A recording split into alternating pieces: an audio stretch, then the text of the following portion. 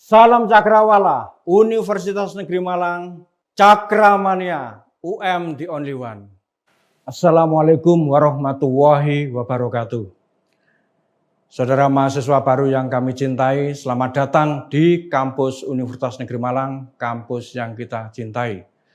Saudara sekalian, pada kesempatan kali ini saya ingin memperkenalkan diri. Nama saya Budi Eko Sucipto, Wakil Rektor 1 Bidang Akademik yang pada kali ini akan sharing tentang Merdeka Belajar. Mungkin di antara saudara sudah pernah mendengar istilah ini Merdeka Belajar dan mungkin sebagian yang lain juga masih belum mendengar istilah ini Merdeka Belajar. Jadi Merdeka Belajar ini adalah sebuah istilah yang dikemukakan oleh Menteri kita Bapak Nadiem Anwar Makarim. Dengan program Merdeka Belajar ini, beliau menginginkan agar mahasiswa itu bisa memperoleh sebagian mata kuliah di luar prodinya. Tetapi kalau mahasiswa ingin mengambil mata kuliah di dalam prodinya, keseluruhan 144 SKS bagi program sarjana dan sarjana terapan, maka diperbolehkan. Tetapi andai saja ada mahasiswa yang menginginkan mengambil sebagian mata kuliah diambil di luar prodinya, masih di dalam universitas yang sama, juga tidak apa-apa. Mereka boleh mengambil 2 semester, saya kira per semesternya 20, dan semester berikutnya dengan 20 SKS. Untuk lebih jelasnya akan saya jelaskan contohnya kira-kira kalau ada mahasiswa prodi fisika ingin mengambil 20 SKS pada prodi pendidikan fisika, diperbolehkan. Dan jika masih ingin menambah lagi 20 kredit lagi di pendidikan fisika juga tidak masalah. Demikian pula dengan mereka yang belajar akuntansi murni gitu ya, ingin menghabiskan semua SKS-nya yang berjumlah 144 SKS di prodi akuntansi tidak masalah. Tetapi andaikan mereka ingin mengambil 20 SKS di pendidikan akuntansi juga diperbolehkan. Kemudian andai saja mereka mengambil 20 SKS lagi, mengambil pendidikan akuntansi di UNESA atau di LPTK yang lain yang tersedia juga diperbolehkan. Intinya dengan kebijakan Merdeka Belajar ini, mahasiswa diperbolehkan untuk meningkatkan kapabilitas dan keinginannya untuk menguatkan potensi dirinya sendiri. Itulah esensi dari kebijakan Merdeka Belajar. Pemerintah dalam hal ini Pak Menteri memberikan kesempatan kepada mahasiswa untuk mengambil sebagian mata kuliah bukan hanya di perguruan tinggi tetapi juga akan mengambil mata kuliah di perguruan tinggi lain. Sekarang kita bahas tentang tujuan Merdeka Belajar. Tadi sebagaimana yang sudah disampaikan oleh Pak Menteri, maka tujuan Merdeka Belajar ini setidaknya ada 4. Yang pertama, kalau di UM ini adalah meningkatkan kualitas lulusan UM agar memiliki kapabilitas yang dibutuhkan di era kehidupan abad ke-21 dan era industri 4.0. Kemajuan teknologi yang luar biasa ini, kita bisa berinteraksi dengan cepat dengan perguruan tinggi yang lain, kemudian kita bisa mengikuti kuliah-kuliah online saya kira yang dapat dengan mudah kita ikuti. Oleh karena itu, kita harapkan lulusan UM ini akan memiliki kapabilitas karena mereka bisa memperoleh pengetahuan bukan hanya dari prodi di perguruan tinggi tersebut, tetapi juga pada prodi dan perguruan tinggi yang lain, yang tentunya memiliki keunggulan-keunggulan yang tidak ada di perguruan tinggi kita.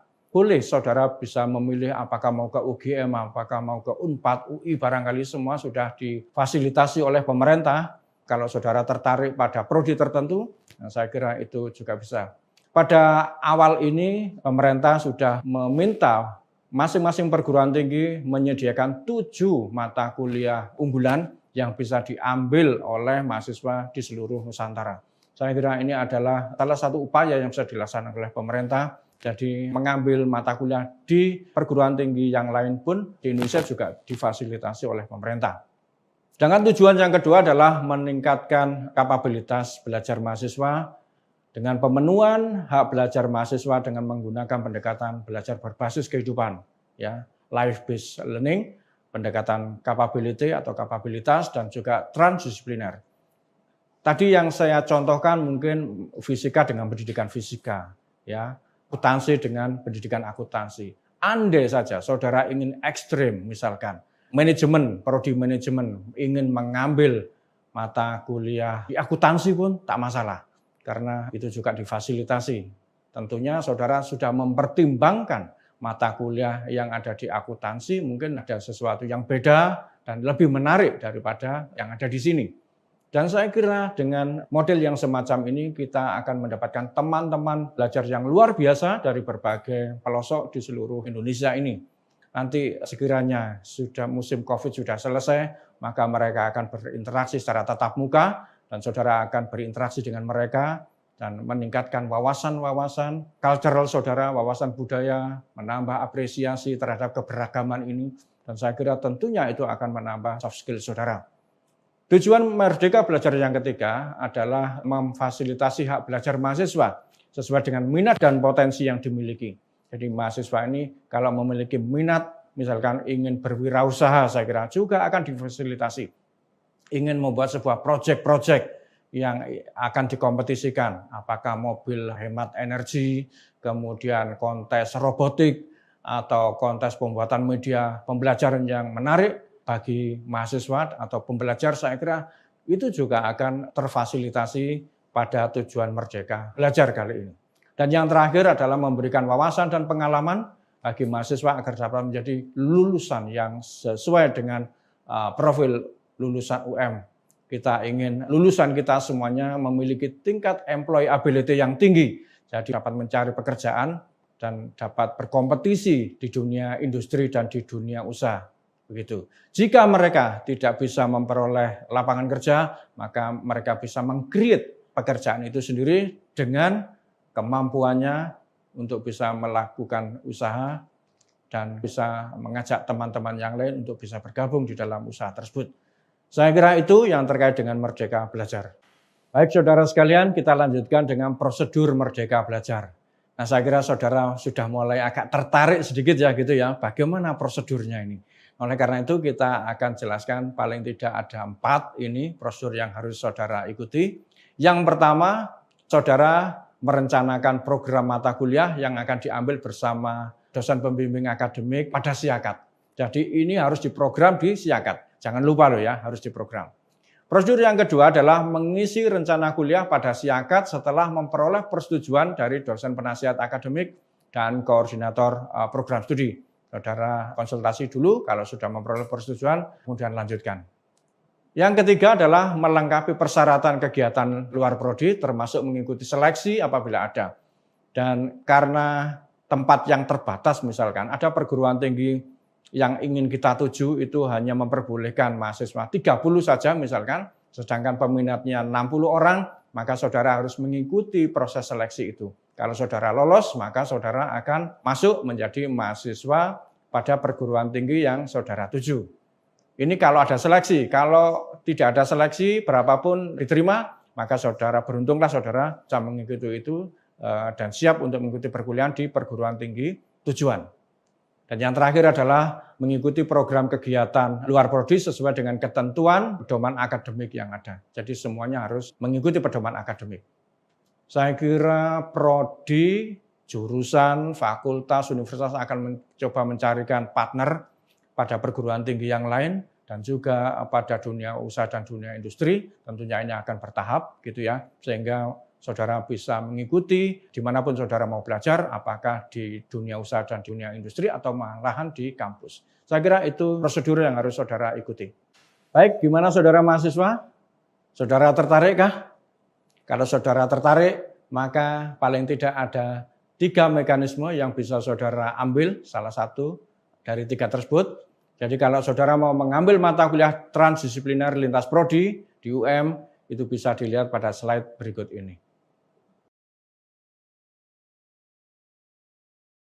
Sedangkan kalau saudara tertarik mengambil mata kuliah transdisipliner lintas universitas di perguruan tinggi lain, juga nampak pada slide berikut ini.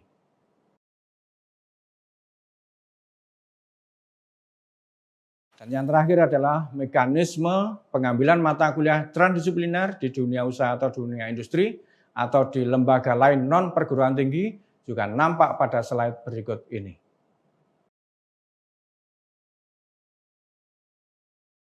Baik saudara, kami jelaskan tentang bentuk kegiatan Merdeka Belajar. Ada 8. Yang pertama adalah pertukaran mahasiswa. Pertukaran mahasiswa adalah program pengumpulan kredit semester yang dapat dilakukan oleh mahasiswa UM pada perguruan tinggi di luar UM, baik di dalam maupun di luar negeri. Program ini sebetulnya sudah pernah dilaksanakan oleh kementerian, yaitu dalam bentuk pertukaran mahasiswa tanah air, Nusantara, atau disingkat menjadi Permata, yang kemudian berkembang menjadi program Permata Sakti.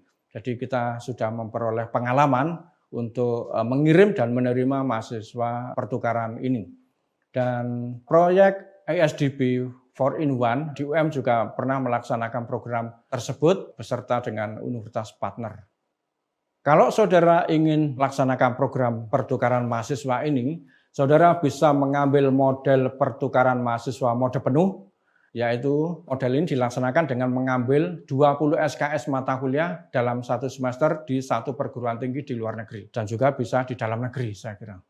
Kemudian mode yang kedua, mode pertukaran mahasiswa kombinasi. Mode kombinasi ini dilaksanakan dengan mengambil sebagian SKS mata kuliah di UM dan SKS mata kuliah di luar UM pada semester yang sama. Dan yang ketiga adalah model pertukaran mahasiswa mode berjenjang. Model ini dilaksanakan dengan mengambil sebagian SKS mata kuliah di UM dan SKS mata kuliah perguruan tinggi di luar UM dalam 2 semester yang berbeda. Baik, sekiranya ada di antara saudara yang tertarik untuk melaksanakan magang atau praktek kerja di dunia usaha maupun dunia industri, atau di lembaga-lembaga yang lain, maka UM juga akan memberikan fasilitas kepada saudara. Dalam pengertian saudara akan difasilitasi untuk melaksanakan kegiatan magang dunia usaha, dunia industri, dan di lembaga-lembaga sosial atau keagamaan yang lain, saya kira. Jadi pengertiannya adalah magang atau praktik kerja adalah aktivitas pembelajaran yang memberikan wawasan dan pengalaman praktis kepada mahasiswa kependidikan dan non-kependidikan mengenai kegiatan real di lembaga pendidikan dan industri, sehingga mahasiswa memiliki kompetensi yang memadai dalam melaksanakan tugas sesuai dengan bidang keahliannya.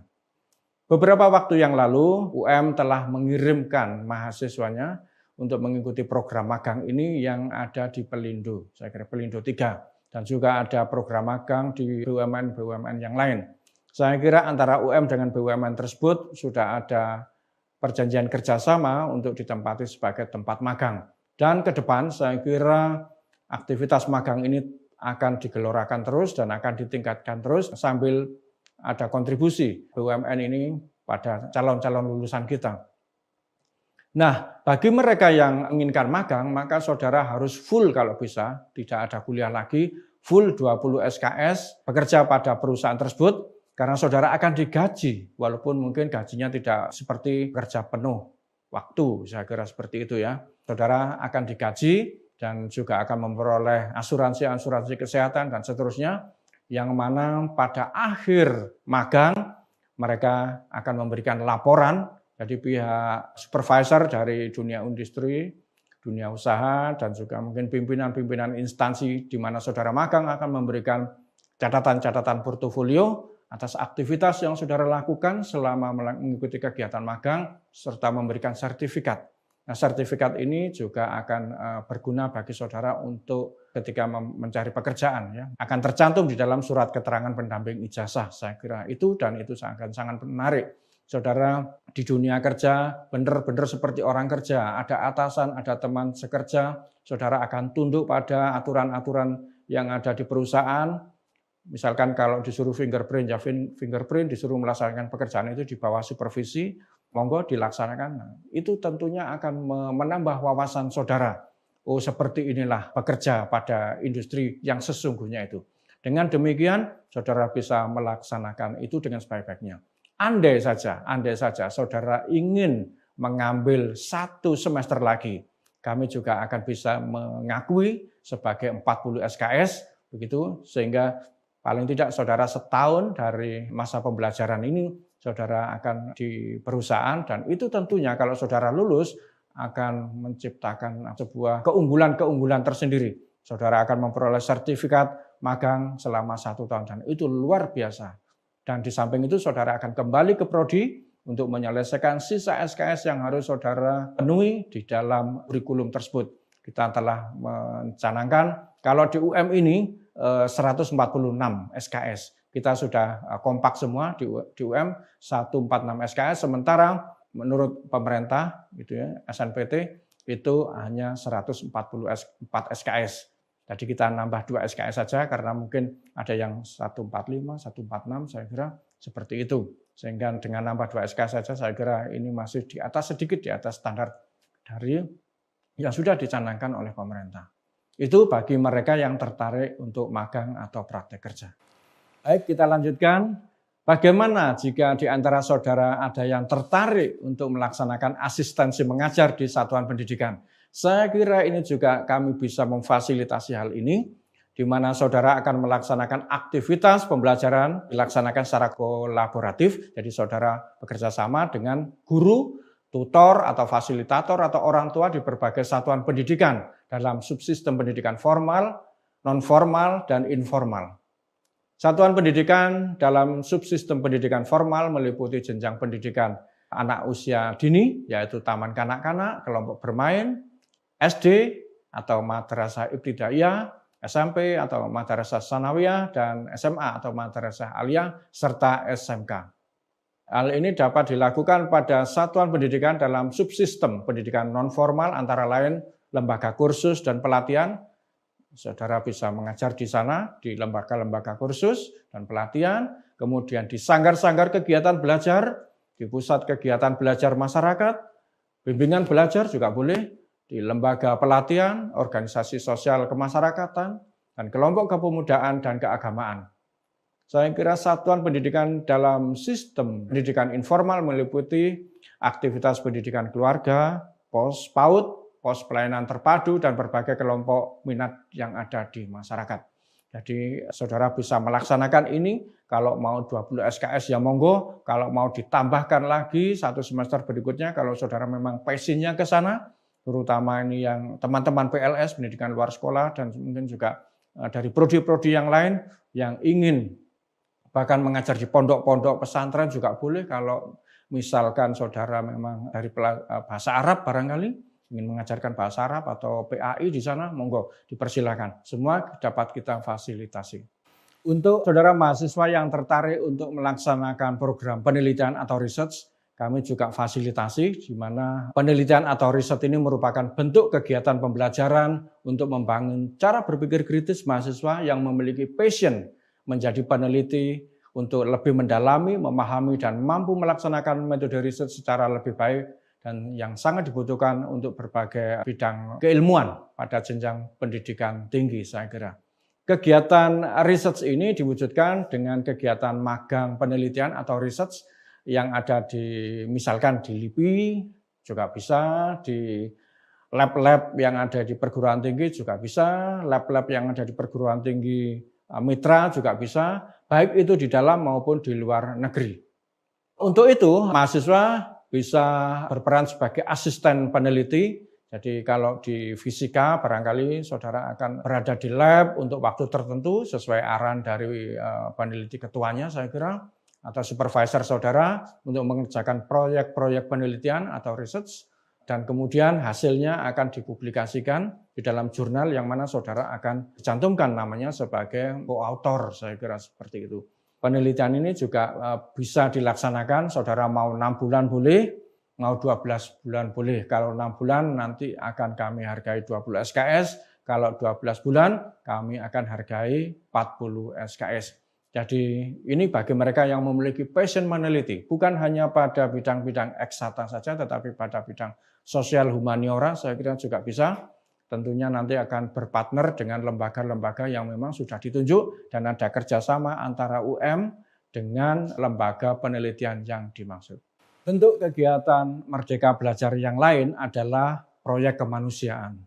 Jadi proyek kemanusiaan ini merupakan bentuk pembelajaran yang melatih mahasiswa untuk mengembangkan kepedulian dan kepekaan sosial melalui kegiatan yang bersifat sukarela dan berjangka pendek. Kegiatan ini dimaksudkan sebagai bentuk kepedulian perguruan tinggi untuk membantu mengatasi bencana. Saya kira UM sudah memiliki pengalaman-pengalaman yang cukup dalam membantu bencana-bencana yang ada di tanah air ini. Namun waktu itu tidak terlalu lama 6 bulan, tetapi mungkin hanya 2 minggu sampai 1 bulan, yang itu tidak bisa dinilai dengan 20 SKS. Andai saja ini bisa dilaksanakan secara berkesinambungan sampai 6 bulan untuk berbagai macam bencana, saya kira kalau saudara terlibat sebagai volunteer dalam hal apapun, yang penting saudara membantu mengatasi bencana-bencana tersebut, saya kira juga bisa dihargai.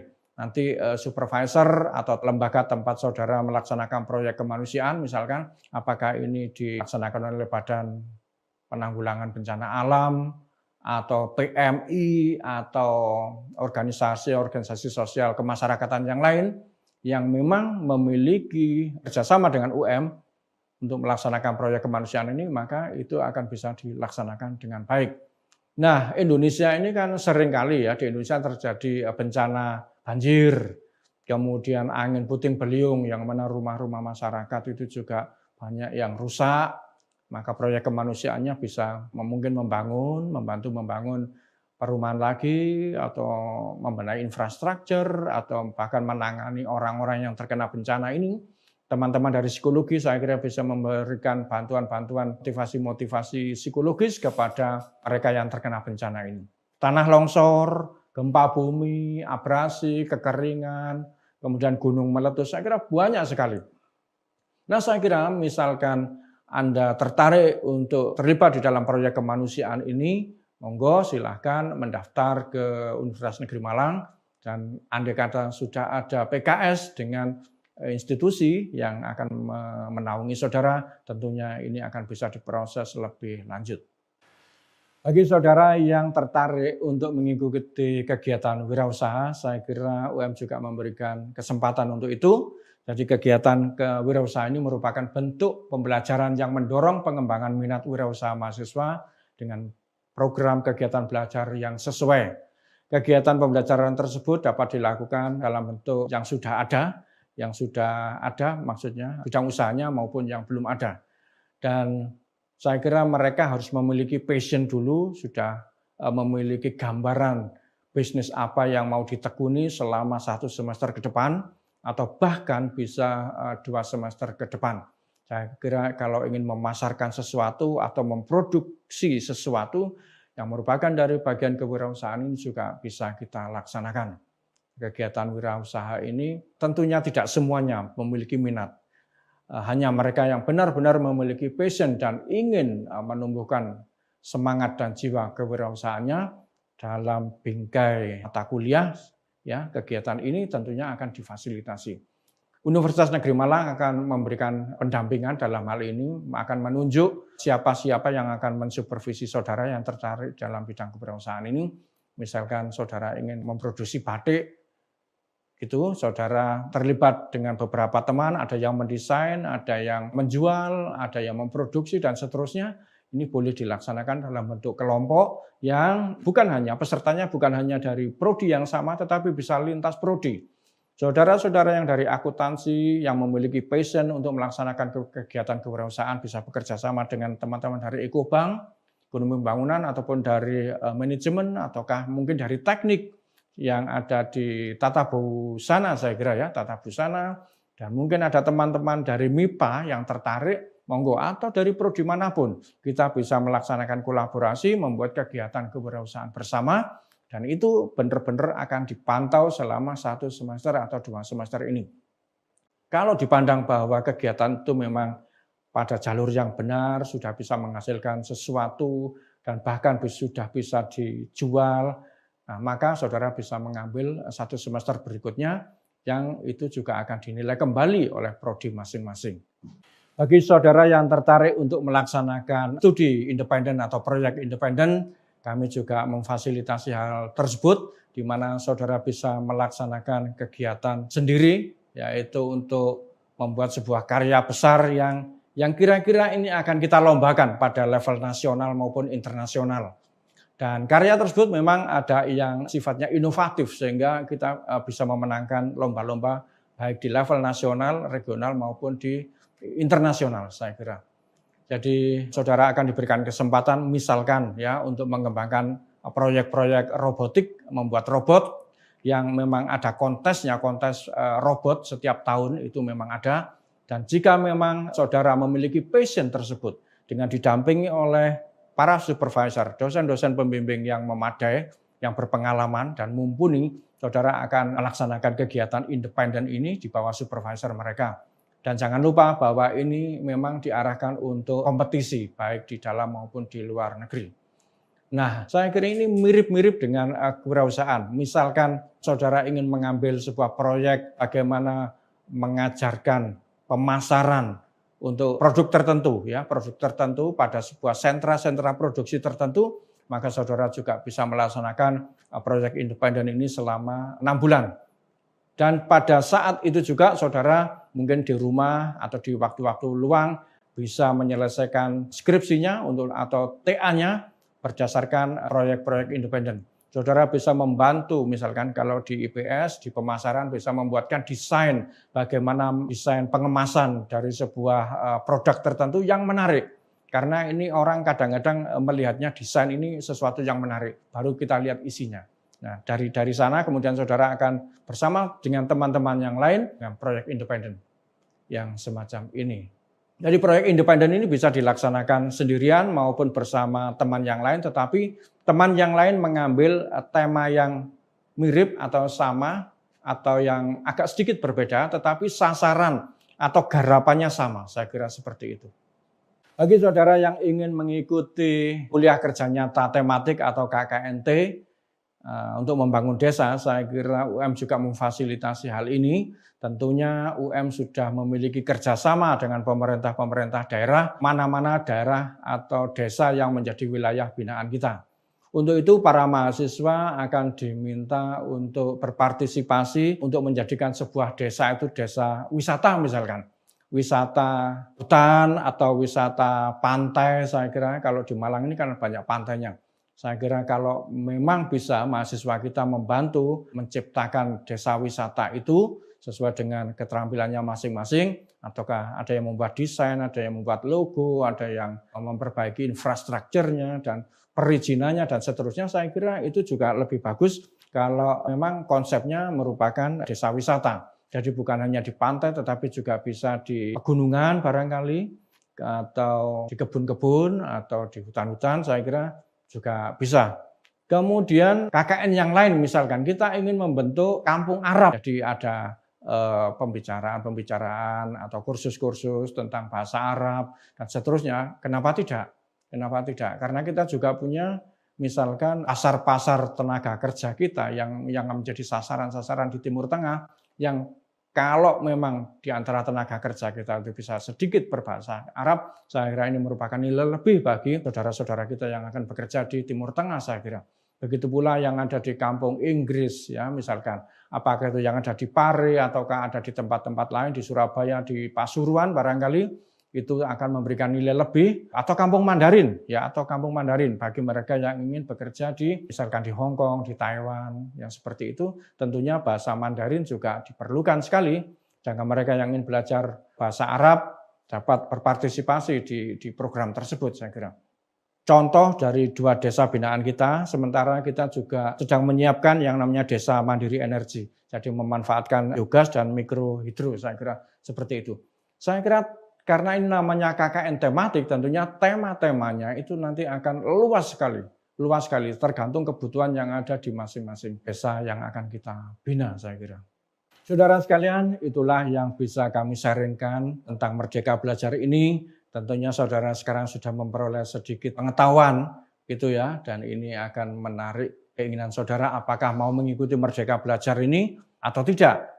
Mau tidak mengikuti pun tak masalah, dalam pengertian saudara akan menghabiskan 146 SKS di masing-masing prodi pada prodi yang sama. Ataukah saudara ingin memanfaatkan ya fasilitas Merdeka Belajar ini dari pemerintah dengan mengikuti 1 dari 8 macam kegiatan Merdeka Belajar. Saya kira ini berpulang pada saudara, berpulang pada passion dan minat saudara untuk bisa mengembangkan kapabilitas saudara. Sehingga pada akhirnya ketika saudara lulus dari Universitas Negeri Malang ini tidak ada kata menganggur bagi saudara. Saudara bisa men-create employment, saudara bisa men-create, menciptakan lapangan pekerjaan berdasarkan pengetahuan, keterampilan ya yang saudara sudah miliki, yang saudara sudah dibekali selama kuliah di UM ini. Dan saya kira mau bekerja di tempat lain, mau bekerja dengan orang atau menciptakan sendiri, saya kira itu pilihan-pilihan hidup saudara.